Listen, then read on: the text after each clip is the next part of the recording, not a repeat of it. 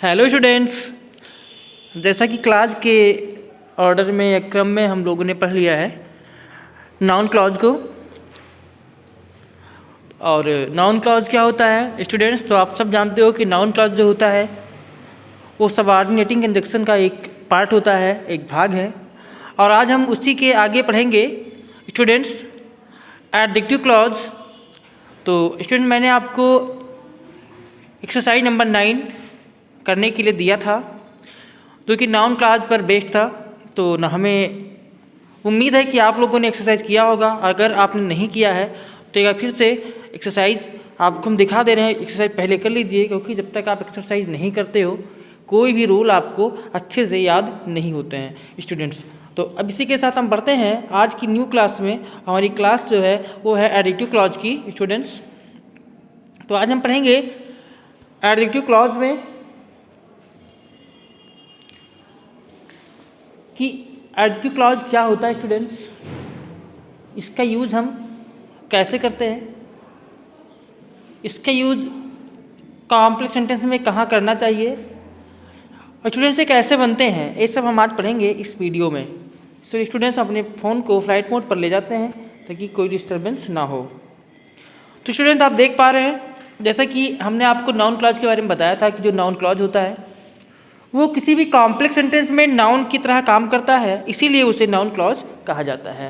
तो स्टूडेंट्स आप यहाँ भी समझ सकते हैं कि जो एडजेक्टिव क्लॉज होता है वो भी स्टूडेंट्स एक कॉम्प्लेक्स सेंटेंस में एडजेक्टिव की तरह काम करता है, इसीलिए उसे एडजेक्टिव क्लॉज कहा जाता है। तो ये तो क्लियर हो गया कि नाउन क्लॉज नाउन का काम करता है, एडजेक्टिव क्लॉज एडजेक्टिव का काम करता है स्टूडेंट्स। तो स्टूडेंट्स हम पढ़ेंगे कि इसका यूज हम कब करते हैं। यानी मतलब आपको दो सेंटेंस दिया जाए स्टूडेंट्स, तो उन दो सेंटेंस को जोड़ने के लिए आप एडजेक्टिव क्लॉज का यूज़ कब करेंगे ये भी आपको जानना है। तो स्टूडेंट्स आपको ये ध्यान रखना है कि जब आपको कम से कम 2 या 2 से अधिक सेंटेंस दिए जाएं और एक सेंटेंस में कोई ऐसा नाउन या प्रोनाउन आया हो जिसके बारे में कोई बात दूसरे सेंटेंस में की गई हो और वो ऐसे स्टूडेंट्स कि वो उसी के बारे में हो और उसके लिए एक विशेषता के तौर पर वो बात की गई हो, तो स्टूडेंट्स यहीं पर आपको लगाना होता है एडजेक्टिव क्लॉज। तो स्टूडेंट्स यहाँ पे आप देख पा रहे हो कि यदि एक वाक्य में आए नाउन या प्रोनाउन के बारे में कोई बात दूसरे वाक्य में कही गई हो तो दूसरे वाक्य को एडजेक्टिव क्लॉज बनाकर कॉम्प्लेक्स सेंटेंस बनाया था, जैसा कि स्टूडेंट्स आप यहाँ पे ये देख पा रहे हो। तो स्टूडेंट्स आपने देखा यहाँ पे कि यदि एक वाक्य में आए नाउन या प्रोनाउन के बारे में कोई बात दूसरे वाक्य में कही गई हो तो दूसरे वाक्य को एडजेक्टिव क्लॉज बनाकर कॉम्प्लेक्स सेंटेंस बनाया जाता है। समझिए स्टूडेंट्स। अब आपको जानना है कि किन चीज़ों से ऐसे कौन से कंजक्शंस होते हैं और जो कंजक्शंस हम यूज़ करते हैं नाउन क्लॉज एडजेक्टिव क्लॉज बनाने के लिए। तो एडजेक्टिव क्लॉज में वो कंजक्शंस क्या कहलाते हैं, तो सबसे पहले जान लीजिए स्टूडेंट्स कि जो कंजक्शंस होते हैं जो हम सबऑर्डिनेट क्लॉज के रूप में जो भी एडजेक्टिव क्लॉज नाउन क्लॉज या एडवर्ब क्लॉज बनाते हैं स्टूडेंट्स, तो उसमें जिस हम कंजक्शन का यूज़ करते हैं उससे कहा जाता है सबऑर्डिनेटिंग कंजक्शन। तो स्टूडेंट्स यहाँ पर जान लीजिए। तो इसमें कुछ तो स्टूडेंट्स सबऑर्डिनेटिंग कंजक्शंस होते हैं और कुछ ऐसे कंजक्शंस होते हैं जैसे कि रिलेटिव प्रोनाउन हो गया, रिलेटिव एडवर्ब हो गया, तो इनका यूज़ भी हम सबऑर्डिनेटिंग कंजक्शन के रूप में करते हैं।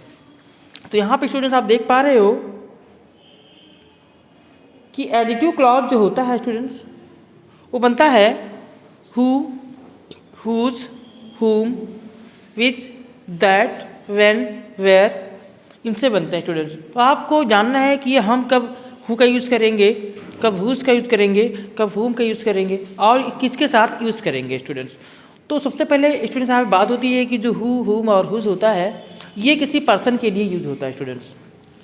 और कैसे हु, हुम और हुज क्या होते हैं स्टूडेंट्स, तो सेम उसी प्रकार से जैसे कि ही, हिम और हिज होता है। कहने के मतलब जिस प्रकार से ही का नॉमिनेटिव केस या सब्जेक्टिव केस होता है आपका ही, ऑब्जेक्टिव केस होता है हिम, और जो पॉजिटिव केस होता है वो स्टूडेंट्स होता है हिज, उसी प्रकार से हु का भी ये तीनों केस अलग अलग है। हु हो गया आपका नॉमिनेटिव केस, हुम हो गया आपका ऑब्जेक्टिव केस और हुज हो गया पॉजिटिव केस स्टूडेंट्स। तो आपको ध्यान रखना है कि हमें कब किसका यूज़ करना है स्टूडेंट्स। तो हमने आपको बताया कि 2 सेंटेंस आपको मिले, एक सेंटेंस में कोई ऐसा नाउन या प्रोनाउन आया हो जिसके बारे में दूसरे वाक्य में कोई बात की गई हो, वहीं पर आपको लगाना है एडजेक्टिव क्लॉज।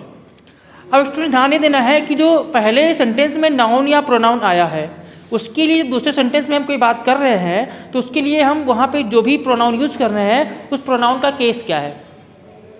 अगर स्टूडेंट्स वो केस आपका होता है नॉमिनेटिव केस, तो उस प्रोनाउन से के स्थान पर आपको हु का यूज़ कर लेना है। और स्टूडेंट्स अगर होता है वहाँ पे कोई ऑब्जेक्टिव केस उस नाउन या प्रोनाउन के लिए जिसके बारे में बात की जा रही है, तो वहाँ पे आप हुम का यूज़ कर लेंगे। और अगर होता है कहीं भी स्टूडेंट्स पजेसिव केस, तो वहाँ पे आप हुज का यूज़ कर लेंगे। अब स्टूडेंट्स थोड़ा आगे बढ़ते हैं, तो यहाँ पे देख पा रहे हो कि लिखा है विच, तो इसके यूज़ कब करते हैं। तो स्टूडेंट समझ लीजिए कि जैसे हमने कहा हुम और हुज जो होता है पर्सन के लिए यूज होता है, तो विच का जो होता है स्टूडेंट्स ऐसे एनिमल्स के साथ होता है जिनके जेंडर का कोई पता नहीं होता। ऐसी चीज़ें होती हैं जो निर्जीव होती हैं स्टूडेंट्स, वहाँ पर यानी कि कहने का मतलब स्टूडेंट्स ये है कि जहाँ पर भी आप प्रोनाउन इट का यूज़ करते हो वहीं पर आप विच का यूज़ कर सकते हैं। स्टूडेंट्स समझ गए। इसमें आगे बढ़ते दैट। और दैट का यूज़ हम कब करते हैं एडजेक्टिव क्लॉज में स्टूडेंट्स। दैट का यूज़ हम करते हैं स्टूडेंट्स किसी भी स्टेटमेंट के लिए, कोई भी स्टेटमेंट है, कोई भी कथन है, उसके लिए आप दैट का यूज़ कर सकते हैं। फिर है व्हेन, तो स्टूडेंट्स ये होता है समय के लिए। तो स्टूडेंट्स वेयर ये होता है स्टूडेंट्स स्थान के लिए। इसके साथ अगर आप और देखें तो यहाँ पे स्टूडेंट्स आप हाउ का भी यूज़ करेंगे, जिसका यूज होगा मैनर के लिए। स्टूडेंट्स यहाँ पे हाउ मैनी का यूज़ भी कर सकते हैं। स्टूडेंट्स कहने का मतलब स्टूडेंट्स यहाँ पे जितने भी क्वेश्चन वर्ड्स होते हैं या जितने भी रिलेटिव प्रोनाउन या एडवर्ब्स होते हैं उनका यूज़ आप कर सकते हैं सबऑर्डिनेट कंजंक्शन के रूप में किसी भी एडजेक्टिव क्लॉज को बनाने के लिए। अब स्टूडेंट्स यहाँ पे ध्यान रखना है कि जब आप एडजेक्टिव क्लॉज बना लेंगे तो उसका यूज़ कहाँ पे करेंगे, तो इसका यूज़ आपको वहीं करना है जिसकी विशेषता बता रहा है, ठीक उसी के बाद आप उसका यूज़ कर लेंगे। अब इस कंडीशन में अगर आपके सेंटेंस में जो भी प्रिंसिपल क्लॉज होती है अगर उसे आपको स्प्लिट करना पड़ रहा है, उसे आपको तोड़ना पड़ रहा है, तो कोई प्रॉब्लम नहीं है, आप उसे स्प्लिट कर सकते हैं। कहने का मतलब स्टूडेंट्स अगर मान लीजिए कि आपका जो सेंटेंस है उसमें जो प्रिंसिपल क्लॉज है उसका जो सब्जेक्ट है उसी की विशेषता अगर आपको बतानी है एडजेक्टिव क्लॉज से, तो स्टूडेंट्स वो ठीक उस सब्जेक्ट के बाद आ जाएगा और यहाँ पे क्या होगा कि प्रिंसिपल क्लॉज जो है स्प्लिट हो जाएगा, वो बीच से टूट जाएगा। स्टूडेंट्स अब आगे बढ़ते हैं। स्टूडेंट हम आपको कुछ उदाहरण दिखा रहे हैं, तो जिससे कि आप यहाँ पे देख पा रहे हो कि द बॉय केम हियर। यहाँ पे स्टूडेंट एक बात है कि वो लड़का यहाँ आया। ही इज़ माई सन, वह मेरा पुत्र है। तो स्टूडेंट्स यहाँ पे मेरा पुत्र कौन है, तो यहाँ पे आप देख पा रहे हो कि वही है द बॉय जो लड़का यहाँ पे आया। तो यहाँ पे स्टूडेंट्स आप ध्यान दीजिए कि जो द बॉय है इसी की विशेषता बताई गई है कि जो मेरा पुत्र है वो वही लड़का है जो यहाँ पे आया है। तो अब ही इज़ माई सन को आप बना लीजिए एडजेक्टिव क्लॉज और उसको यूज़ कर दीजिए आप स्टूडेंट्स द बॉय के तुरंत बाद। तो स्टूडेंट्स यहाँ पे आप देख लीजिए कि जो स्टूडेंट्स आपका सेंटेंस है the boy came here he is my son, यहाँ पे स्टूडेंट्स आप जो कॉम्प्लेक्स सेंटेंस बनाएंगे और एडजेक्टिव क्लॉज का यूज़ करके, तो स्टूडेंट्स यहाँ बनेगा the boy who came here.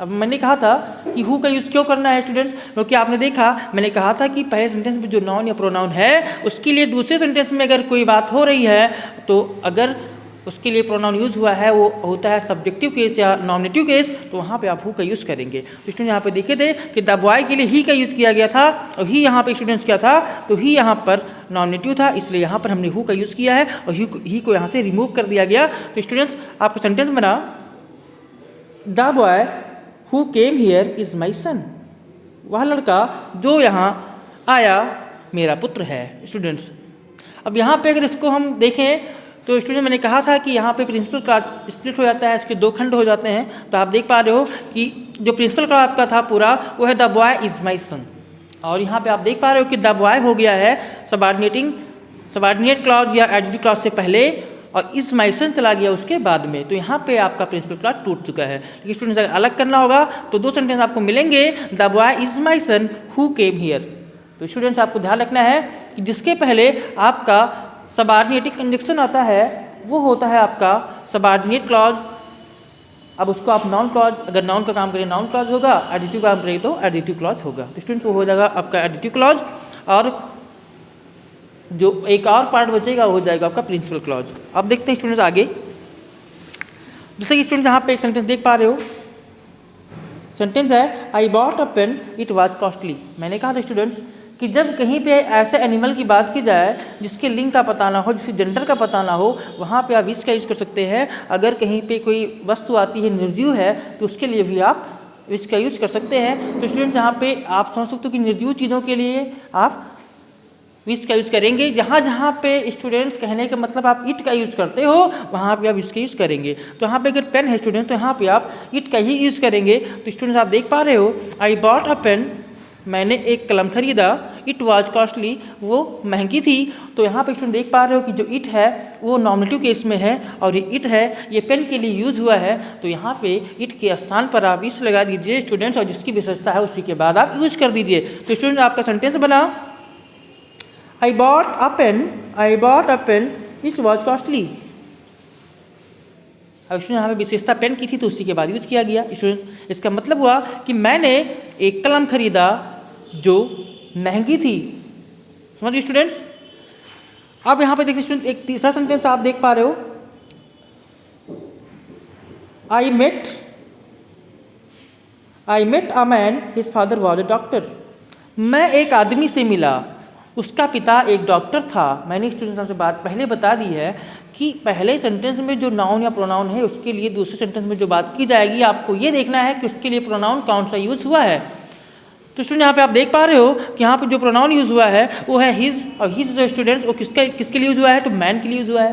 और हिज यहाँ पे स्टूडेंट्स जो है वो पॉजिटिव केस है, तो यहाँ पे हिज के स्थान पे आपको हुज का यूज़ करना है स्टूडेंट्स। तो सेंटेंस आपका बनेगा, I met a man whose father was doctor. क्या बना students, I met a man whose father was a doctor students. तो इस प्रकार से आपका सेंटेंस बन गया।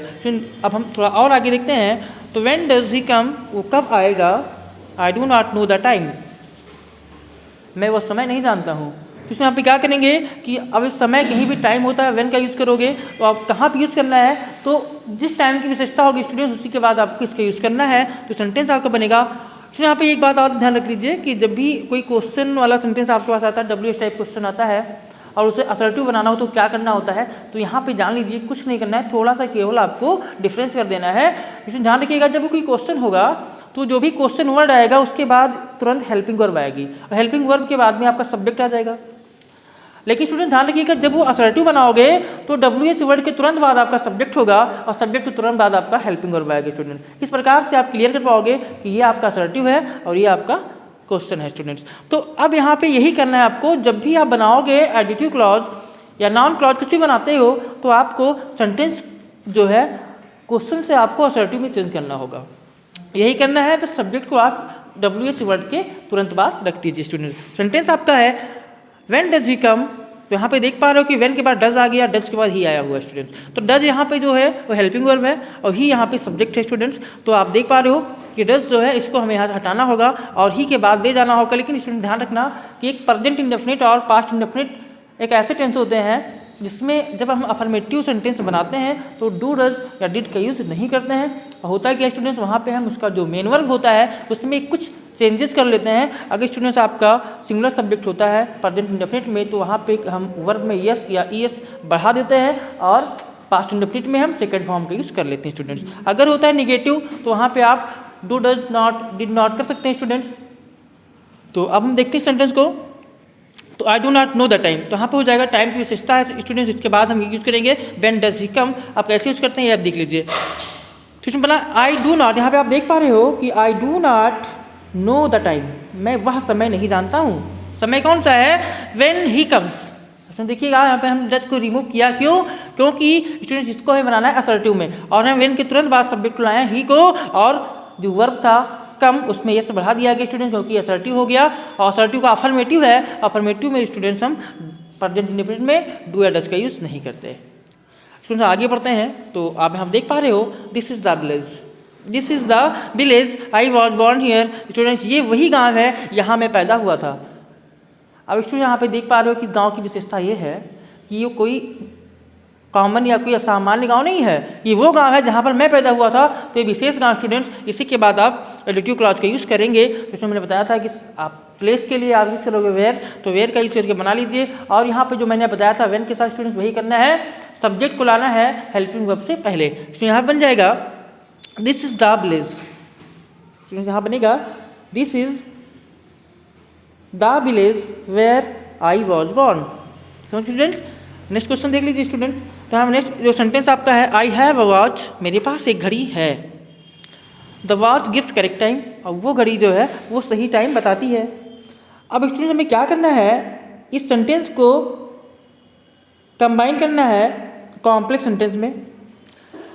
और आप देख पा रहे हो कि यहाँ पे मैंने बताया कि पहले सेंटेंस में अगर कोई नाउन है तो उसकी विशेषता दूसरे में दिख रही है, तो वहाँ पे आपको एडिटिव क्लॉज यूज़ करना है। तो वो कोई दूसरी घड़ी नहीं है, ये वही घड़ी है जो मेरे पास है, जो सही समय देती है स्टूडेंट्स। तो यहाँ पे हो जाएगा I have a watch which gives correct time. इस प्रकार से आप समझ गए होंगे स्टूडेंट्स किस प्रकार से हम एडिटिव क्लॉज का यूज़ करते हैं। इसके साथ थोड़ा सा हम आपको और बता दे रहे हैं स्टूडेंट्स, से ध्यान रखिएगा कि आप, क्योंकि ज़्यादातर जो टीचर्स होते हैं स्टूडेंट्स, वो आपका ये जो डाउट होता है क्लियर नहीं कर पाते। आपको हम बता देते हैं कि कैसे आप पहचानोगे कि नाउन क्लॉज और एडिटिव क्लॉज क्या होता है स्टूडेंट्स। तो यहाँ पे ध्यान रखेंगे कि आपने देखा कि आप who, whom, whose, when, where, that, which, what सबसे बनाते हो नाउन क्लॉज, उससे बनाते हो आप एडिटिव क्लॉज। तो कैसे पहचानोगे ये नाउन क्लॉज है, कैसे पहचानोगे ये एडिटिव क्लॉज है, और दोनों का अर्थ क्या होगा स्टूडेंट्स। तो ध्यान रखना स्टूडेंट्स, हु मान लीजिए है, हु से नाउन क्लॉज बनेगा, इसका अर्थ हो जाएगा स्टूडेंट्स कि डॉट डॉट कौन। कहने के स्टूडेंट्स क्या हो जाएगा कि ये जब कंजक्शन बनेगा तो इसका की डॉट डॉट कौन, डॉट डॉट के स्थान पे आपका आ जाएगा दूसरे सेंटेंस का सब्जेक्ट, उसके बाद कौन आ जाएगी स्टूडेंट्स। लेकिन जब ये बनेगा एडिटिव क्लॉज तो इसका अर्थ चेंज हो जाएगा, जो हो जाएगा। और इसमें यहाँ पहचानी होगी कि ये क्लॉज जो है एडिटिव क्लॉज उसी नाउन के बाद जाएगा जिसकी विशेषता बता रहा होगा। इस प्रकार से पहचान सकते हो, सबका अर्थ यहाँ पे चेंज हो जाएगी स्टूडेंट्स। मान लीजिए व्हेन है तो की डॉट डॉट कब होता है नाउन क्लॉज में, यहाँ पे जब हो जाएगी स्टूडेंट्स। वेयर का वहाँ पे की डॉट डॉट कहाँ होता है, यहाँ पे जहाँ हो जाएगा। इस प्रकार से आप क्लियर कर लीजिएगा कि आपका नाउन क्लॉज है या एडिटिव क्लॉज है स्टूडेंट्स। अब हम देखते हैं थोड़ा सा आगे, जैसे यहाँ पे देखो नोट में आपको बताया गया कि ऊपर आपने जितने भी एग्जाम्पल देखे हैं वहाँ पे जो बोल्ड टाइप क्लॉजेज हैं वो आपके एडिटिव क्लॉज हैं स्टूडेंट्स, वो आप देख सकते हो। यहाँ पे कुछ क्लॉजेज और आपको बताई जा रही है स्टूडेंट्स, इसको आप देख लीजिए। कुछ सेंटेंसेस आपको दिखाया गया। इस सेंटेंस से क्या होगा कि आपको जो हम एक्सरसाइज दे रहे हैं स्टूडेंट, उस एक्सरसाइज को आप अच्छे से कर पाएंगे। यहाँ पे एक सेंटेंस है, I suffered anxiety, the anxiety was extreme. मैंने व्याकुलता झेला, सफ़र किया या सहन किया, और द एंजाइटी वॉज एक्सट्रीम, वो जो व्याकुलता थी बहुत अधिक थी। तो स्टूडेंट्स की वही व्याकुलता है जो मैंने सहन किया है, यहाँ विशेषता होगी स्टूडेंट्स वही, तो हो जाएगा the anxiety that I suffered was extreme. तो यहाँ पे हो जाएगा the anxiety that I suffered was extreme. यहाँ पे आप देख पा रहे हो मैंने कहा था जिसकी विशेषता होगी उसी के तुरंत बाद ही आएगा। तो एंजाइटी की विशेषता थी स्टूडेंट्स, तो हो गया the anxiety that I suffered was extreme. यहाँ पे स्टूडेंट्स आपका जो प्रिंसिपल का स्प्लिट हो चुका है। अब सेकंड सेंटेंस देखिए student, we saw that dancer, हमने उस डांसर को देखा। वी सॉ दैट डांसर, हमने उस डांसर को देखा। सी एन्चांटेड द ऑडियंस, उसने दर्शकों को एन्चांट कर दिया, उसने दर्शकों को मंत्रमुग्ध कर दिया स्टूडेंट्स। तो ये कोई दूसरी डांसर नहीं है जिसने मंत्रमुग्ध किया है, वही है जिसको हमने देखा था स्टूडेंट। यहाँ पे बनेगा we saw the dancer who enchanted the audience. आप इसका सेंटेंस आप देख पाए स्टूडेंट्स। अब इसी पर सेंटेंस आप स्टूडेंट्स देख पा रहे हो। अगर आपको दिक्कत होती है स्टूडेंट्स तो आप जो यहाँ पे एग्जाम्पल आपको बताया जाए इसको आप देख सकते हो। अगर आपको इसके बावजूद कोई दिक्कत होती है तो मेरे कमेंट बॉक्स में आप कमेंट कर सकते हो, या आप मुझे पर्सनल मैसेज भी कर सकते हो स्टूडेंट्स। मैं आपके सारे डाउट क्लियर करूँगा। और आप अच्छे से पढ़ते रहो स्टूडेंट्स, आपको कहीं भी कोई प्रॉब्लम है आप तुरंत हमसे आप अपना प्रॉब्लम शेयर करिए, मैं आपकी सारी प्रॉब्लम दूर करूँगा। और जो भी स्टूडेंट्स आपको दिक्कतें आ रही हैं एडिटिव क्लॉज के बारे में आप हमसे पूछ सकते हैं। तो यहाँ पे आपको कुछ एक्सरसाइज आपको हम दिखा रहे हैं। एक्सरसाइज 10 है, इसमें आपको सेंटेंस मिल रहे हैं स्टूडेंट्स, आप देख पा रहे हो। आपको यहाँ पे 10 सेंटेंस मिल रहे हैं स्टूडेंट्स, इसे आपको करके लाना है। और इसके बाद जो क्लॉज आएगी स्टूडेंट्स वो होगा एडवर्ब क्लॉज, वो आपको हम स्टूडेंट्स नेक्स्ट वीडियो में समझाएंगे। अगर आपको मेरी वीडियो समझ में आती है स्टूडेंट्स तो प्लीज़ आप लोग चैनल को सब्सक्राइब कर लें, और स्टूडेंट्स आप हर वीडियो को लाइक कर दिया करें, अपने दोस्तों के साथ शेयर कर दिया करें, ताकि हर किसी को अगर ज़रूरत हो तो उसको अच्छी चीज़ स्टूडेंट मिल जाए। So thanks for watching. आप मेरे चैनल को सब्सक्राइब अवश्य कर लें, अपने फ्रेंड्स के साथ शेयर ज़रूर कर दें students. Thank you so much.